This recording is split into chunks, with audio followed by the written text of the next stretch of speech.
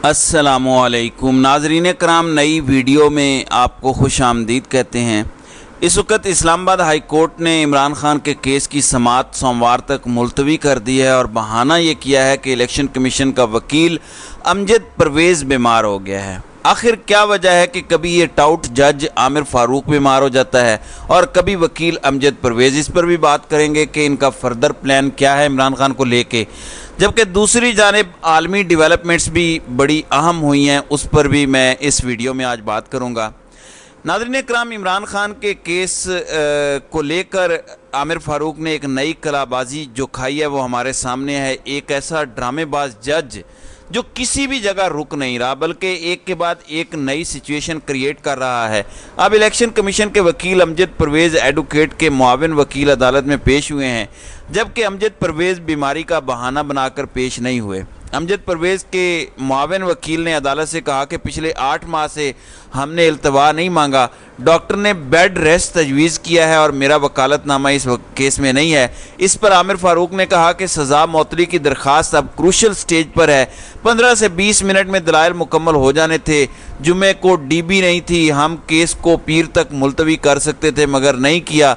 हम भी trial court वाला काम कर सकते थे मगर ऐसा नहीं करेंगे। ट्रायल कोर्ट ने जो किया वो गलत किया, हम इसको पीर तक मुलतवी करते हैं और अगर कोई ना भी आया तो फैसला कर देंगे। इस दौरान इमरान खान के वकील लतीफ़ खोसा ने कहा कि एक शख्स 20 रोज़ से जेल में है, फिर इमरान खान को मज़ीद 3 दिन आप अंदर रखेंगे, फिर हम अदालत में पेश नहीं होंगे, आपने जो करना है करें। बादशाह अदालत ने इलेक्शन कमीशन के वकील अमजद परवेज़ एडवोकेट के इल्तवा की दरख्वास्त मंजूर करते हुए समाअत जो है वो पीर तक मुलतवी कर दिया। तो नाज़रीन कराम, एक जानिब तो ये सब कुछ हुआ है, लेकिन इससे ज़्यादा इमरान खान को कम अज़ कम 8 मज़ीद केसेस में ये बताया गया है नून लीग की जानिब से, और नून लीग वही बोल रही है जो फैसला साज उन्हें बता रहे हैं कि 8 मज़ीद केसेस में यके बाद दीगरे इमरान खान को गिरफ्तार किया जाएगा। यानी एक से निकलेंगे तो दूसरे में पकड़ लेंगे, दूसरे से निकलेंगे तो तीसरे में।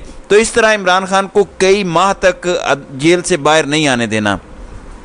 नाज़रीन कराम, अब जो इमरान खान की ज़मानतें खारिज हुई हैं, अमूमी प्रैक्टिस यही है कि मौका दिया जाता है मुलजिम को, क्योंकि वो कैद में था तो उसको जब ज़मानत मिलती है तो वहीं पे शायद ये ऑर्डर किया जा सकता है। लेकिन आमिर फारूक से तो ये उम्मीद नहीं है कि वो सोमवार को भी कोई मौका दे कि वो मजाज अदालत में जाके सरेंडर करें और अपनी ज़मानत अप्लाई करने की कोशिश करें। ये मौका दिया जाता है, लेकिन इमरान खान की आपको अच्छी तरह से पता है कि साइफर केस में गिरफ्तारी भी डाल ली गई है, और जो 9 मई अगवा के बाद का केस है उसमें भी संगीन दफात जैसे कि जंग करवाने की कोशिश की, लोगों को बगावत पे उकसाया और इस तरह की दफात डाल के अदालत से इजाज़त ले ली है इमरान खान की गिरफ्तारी की। जबकि नैब के मामलात में आपको अच्छी तरह से पता है कि 2 केसेस में ज़मानत खारिज है, तो वो भी गिरफ्तारी के लिए पर तोल रहे हैं। तो इसी तरह के कमो बेश 7-8 केसेस लाइन में लगे हुए हैं कि अगर यहाँ से रिलीफ मिलता भी है तो एक के बाद एक केस में इमरान खान को पकड़ा जाएगा। दूसरी जानिब वकला टीम के ऊपर भी दबाव बढ़ता जा रहा है कि कब तक वो इमरान खान का साथ देते हैं, क्योंकि आपको पता है कि इमरान खान के जो करीबी वकला हैं, पंजोथा बिरादरान, आई एम श्योर कि वो कोई पैसा चार्ज नहीं कर रहे। आखिर कब तक सिर्फ नज़रिए पे खड़े हो के वो ये सारी तकलीफ़ें और धमकियां बर्दाश्त करते रहेंगे? देखते हैं कि ये कब तक चलता है। अब आमिर फारूक की अदालत से किसी खैर की पहले भी तवक्को नहीं थी। आज इस टाउट जज ने जो नया ड्रामा खड़ा करके समाअत दोबारा मुलतवी की है, हालांकि ये ओपन एंड शट केस था, सज़ा तो पहली समाअत में ही मुलतवी हो जानी चाहिए थी।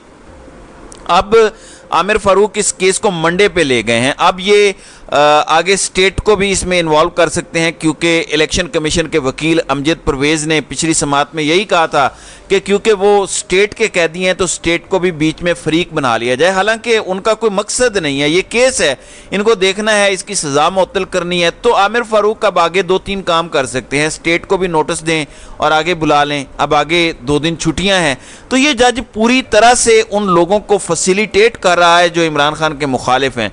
फिर कल मीडिया को اور سوشل میڈیا کو ایک پورا لیٹر لکھ کے بھیجا گیا عامر فاروق کی عظمتیں اور فضیلتیں بیان کرنے کے لیے کہ عامر فاروق کتنی عظیم شخصیت ہے اور سارا کچھ.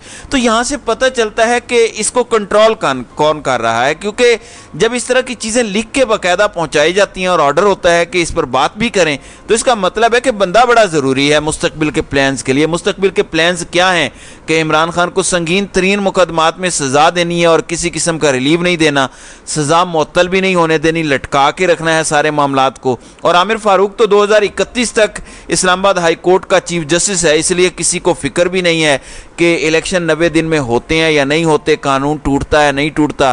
ناظرین اکرام, آپ کو یاد ہوگا کہ نون لیگ نے ایک تبدیلی کے بعد کہا تھا کہ ہماری حکومت تو اب آئی ہے, اور اس کے بعد قوم پر وہ ظلم و جبر ہوا ہے جس کی مغربی پاکستان کی تاریخ میں کم از کم کوئی مثال نہیں ملتی. اتنے بڑے پیمانے پر اتنا جبر کبھی بھی نہیں ہوا. بلوچستان میں ہوا ہے, کراچی میں ہوا ہے, لیکن اتنے بڑے پیمانے پر اکراس پاکستان کبھی نہیں ہوا. یہ فرسٹ ٹائم ہے جب مشرقی پاکستان میں جبر ہو رہا تھا, مغربی پاکستان میں اس وقت جبر نہیں تھا, لیکن اس وقت پورے پاکستان میں ظلم ہو رہا ہے.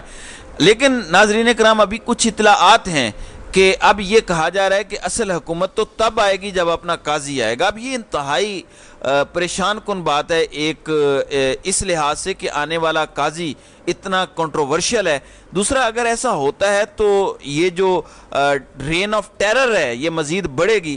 اس لیے دعا کریں کہ اللہ تعالیٰ جو ہے وہ کوئی رحم کرے, قوم سٹینڈ لے اور اس ظلم اور جبر کا رستہ خود روکے. دوسری جانب ناظرین کرام, افغان طالبان خاص طور پر حقانی نیٹ ورک جس کو بنیاد بنا کر 20 سال تک لگاتار صرف اس لیے عالمی دنیا میں ہمیں بدنام کیا جاتا رہا کہ اس نیٹ ورک کو پاکستان سپورٹ کر رہا ہے, اسی نیٹ ورک نے امریکہ کے خلاف سب سے زیادہ کارروائیاں کی ہیں اور زیادہ نقصان پہنچایا.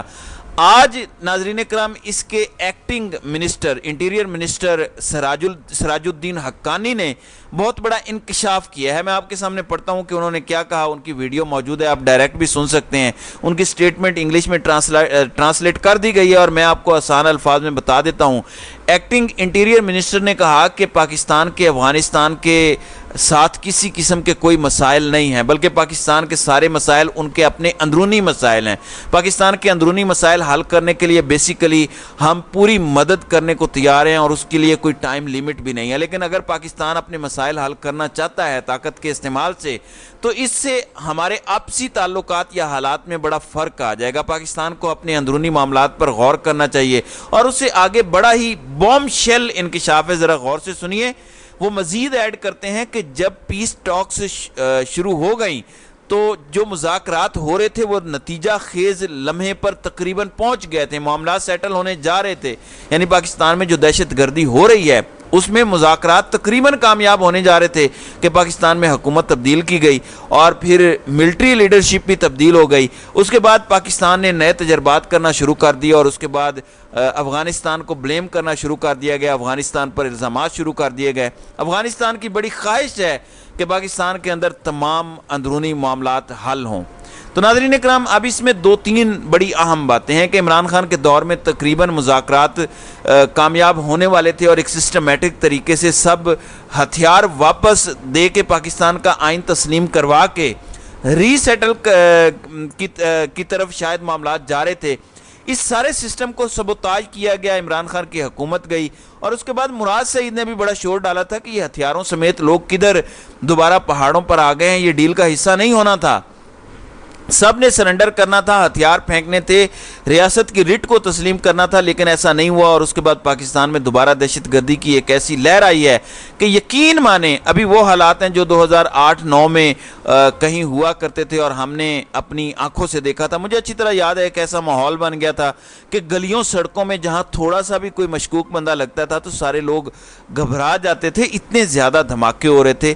اب اسی طرح کے حالات فاٹا اور قبائلی علاقہ جات میں دوبارہ شروع ہو گئے ہیں, حملے ہو رہے ہیں ہماری فوج پہ اور یہ بڑھتا جائے گا اگر ہم نے ان حالات کو ٹھیک نہ کیا. تو رجیم چینج آپریشن کی وجہ سے پاکستان میں باقاعدہ دہشت گردی بھی امپورٹ کی گئی ہے اور یہ انکشاف آپ سب کی آنکھیں کھولنے کے لیے کافی ہونا چاہیے.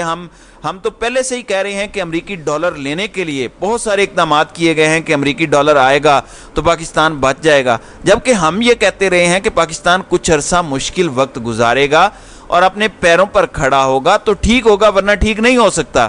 नाज़रीन इकराम, एक और बहुत बड़ी आलमी तब्दीली आई है BRICS. Brazil, Russia, India, China और साउथ अफ्रीका, इनकी तंजीम ने बाकायदा दावतनामा दे दिया है सऊदी अरब, यूएई और ख़ास तौर पर ईरान, इन 3 ममालिक को जो किसी ज़माने में शदीद तरीन दुश्मन थे, इनको एक तंजीम में इकट्ठा करने की कोशिशें शुरू हो गई हैं। अगर ये तमाम बड़े ऑयल प्रोड्यूसर्स, जिनमें रशिया पहले ही शामिल है, अगर सऊदी अरब, ईरान और यूएई हो जाते हैं तो पेट्रो डॉलर की ये मौत होगी। और इसके बाद तेल की ख़रीदारी कम अज़ कम ये ममालिक जो ब्रिक्स के अंदर शामिल हैं, अगर ये सारे अरब ममालिक और ईरान शामिल हो जाते हैं तो ये सारे ममालिक अपनी लोकल करेंसीज में ट्रेड करेंगे, ख़ास तौर पर ऑयल की ख़रीदारी। इससे डॉलर की जो स्ट्रेंथ है वो तकरीबन ख़त्म हो जाएगी। ज़ाहिर है अमेरिका को ये किसी सूरत काबिल कबूल नहीं होगा। तो हमें जो करना चाहिए खित्ते में फायर वर्क के लिए, मैंने आपसे ये जो है ख़बर इसलिए नहीं शेयर की क्योंकि पाकिस्तान क्या पीदी का शोरबा, हमें जिस तरह से यहाँ पे मारा जा रहा है और तबाही आई हुई है, हम तो वैसे ही तबाही के दहाने पर खड़े हैं। भारत भी अब कह रहा है कि हमें पाकिस्तान से टक्कर लेने की ज़रूरत नहीं है, वो खुद ही अंदर से एक्सप्लॉयड हो जाएगा। लेकिन हमें दुख ज़रूर होता है कि एक ऐसी तंजीम जिसमें चाइना है, अगर पाकिस्तान के सियासी हालात बेहतर होते, हमारी खारजा पॉलिसी बेहतर होती, तो आज ये इन्विटेशन हमें भी आता, फिर हम अरब ममालिक के साथ मशवरा करते कि हमें जाना चाहिए या नहीं जाना चाहिए। और अगर मिल के एज एन उम्मा हम शामिल हो जाते इसमें, तो आज हालात बिल्कुल मुख्तलिफ होते। लेकिन हमने अपनी साइड ऐसे वक्त में चुन ली है अमेरिका की, जब चीन एक बड़ी ताकत बनने जा रहा है, जब हमने गलत फैसले किए हैं हिस्ट्री के उस मोड़ पे, हमने अमेरिका को चुना है, जब चाइना बाकी तमाम ममालिक को इकट्ठा कर रहा है। आप इनकी खारजा पॉलिसी देखें और इसकी कामयाबी देखें कि वो अमेरिका जिसने पिछले 50 साल से सऊदी अरब और ईरान को लड़ा के आपस में रखा हुआ था, चीन ने सिर्फ चंद माह या चंद सालों में ईरान और सऊदी अरब को साथ बिठा दिया और उनके सफारती ताल्लुकात बहाल करवा दिए हैं। साथ ही इन दोनों ममालिक को ब्रिक्स में शामिल होने की दावत भी दी है। तो ये एक बहुत बड़ी कामयाबी है, जबकि पाकिस्तान के लिए लम्हा फिक्रिया है। तो नाज़रीन इकराम, आपकी इस वीडियो के हवाले से क्या राय है? अब अपनी राय का इजहार कमेंट सेक्शन में ज़रूर कीजिएगा।